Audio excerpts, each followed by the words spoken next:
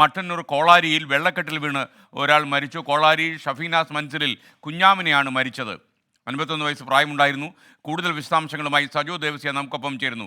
സജോ, കൂടുതൽ വിശദാംശങ്ങൾ എന്തൊക്കെയാണ് ഈ വാർത്തയുടെ?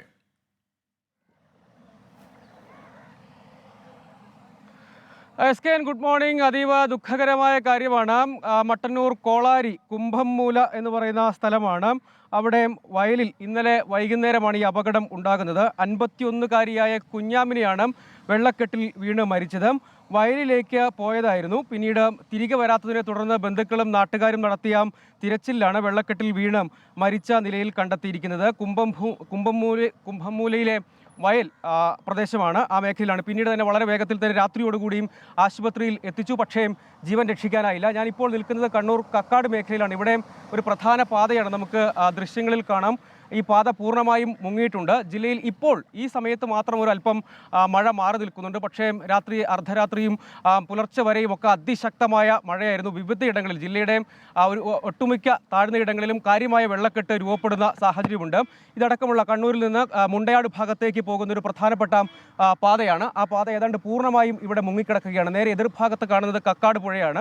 കക്കാട് പുഴയിൽ ജലനിരപ്പ് കാര്യമായി തന്നെ ഉയർന്നിട്ടുണ്ട്. കാരണം ഇപ്പോൾ മഴ പെയ്യുന്നില്ലെങ്കിലും ഇന്നലെ രാത്രിയും പുലർച്ചെയും ഒക്കെ പെയ്ത മഴയുടെ ബാക്കി പത്രമാണ് ഈ കാണുന്നത്. മലയോര മേഖലയടക്കം കഴിഞ്ഞ ദിവസം പാനൂർ, പയ്യന്നൂർ, കൂത്തുപറമ്പ് ഉൾപ്പെടുന്ന മേഖലയിൽ വിവിധയിടങ്ങളിൽ വീടുകളടക്കം വ്യാപകമായി കഴിഞ്ഞ ദിവസം മരം വീണും മറ്റും കേടുപാടുകൾ സംഭവിക്കുന്ന സാഹചര്യങ്ങളുണ്ടായിരുന്നു. മണ്ണിടിച്ചിലുണ്ടായിരുന്നു.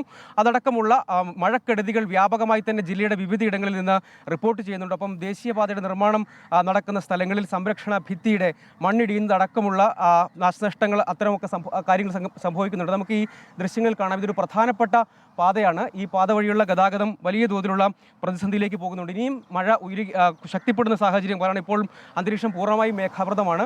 വലിയ തോതിലുള്ള മഴയുടെ അളവ് സംസ്ഥാനത്ത് തന്നെ ഏറ്റവും കൂടുതൽ ലഭിക്കുന്ന ഒരു ജില്ലയാണ് ഇപ്പോൾ കണ്ണൂർ. ആ മഴ വീണ്ടും ശക്തി പ്രാപിക്കുകയാണെങ്കിൽ ഈ പ്രദേശത്തുകൂടി ഗതാഗതം പൂർണ്ണമായും തടസ്സപ്പെടും.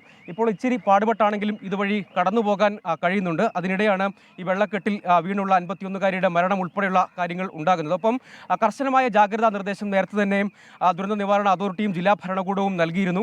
മലയോര മേഖലകളിൽ പ്രധാനമായും ഇരിട്ടി, തളിപ്പറമ്പ്, ആലക്കോട്, പയ്യന്നൂരിൻ്റെ ചെറുപുഴയുടെ മേഖലകളൊക്കെ ഉൾപ്പെടുന്ന പ്രദേശങ്ങളിൽ അവിടെ കർശനമായ ജാഗ്രതാ നിർദ്ദേശം നൽകിയിട്ടുണ്ട്. വിനോദസഞ്ചാര മേഖലകളിലേക്ക് യാത്ര ചെയ്യരുത് എന്ന നിർദ്ദേശം ജില്ലാ ഭരണകൂടം നൽകുന്നുണ്ട്. ഒപ്പം തീരദേശ മേഖലകളിലും കടലാക്രമണ ഭീഷണി കാര്യമായിട്ടുണ്ട്. അതിലേറ്റവും കൂടുതൽ ചൂട്ടാട് ഉൾപ്പെടുന്ന മേഖലകൾ, പഴയങ്ങാടി ഉൾപ്പെടുന്ന, മാട്ടൂർ ഉൾപ്പെടുന്ന മേഖലകളിലാണ് കാര്യമായി കടലാക്രമണ ഭീഷണിയും മറ്റും നിലനിൽക്കുന്നത്. അവിടെയും കർശനമായ ജാഗ്രതാ നിർദ്ദേശം നൽകിയിട്ടുണ്ട്. ജില്ലയെ സംബന്ധിച്ച് ഇപ്പോൾ മഴയുടെ ഒരു ശക്തി ഒരല്പം കുറഞ്ഞിട്ടുണ്ടെങ്കിലും ജില്ലയുടെ വിവിധയിടങ്ങളിൽ മഴ ലഭ്യമാകുന്നുണ്ട്. SKN. Okay, thank you. Sajo ദേവസ്യാണ് വിവരങ്ങൾ നൽകിയത്. കണ്ണൂരിൽ വെള്ളക്കെട്ടിൽ വീണ ഒരാൾ മരിച്ചു എന്ന സങ്കടകരമായ വാർത്തയുമായിട്ടാണ് നമുക്കൊപ്പം സജോ ദേവസ്യ ചേർന്നത്.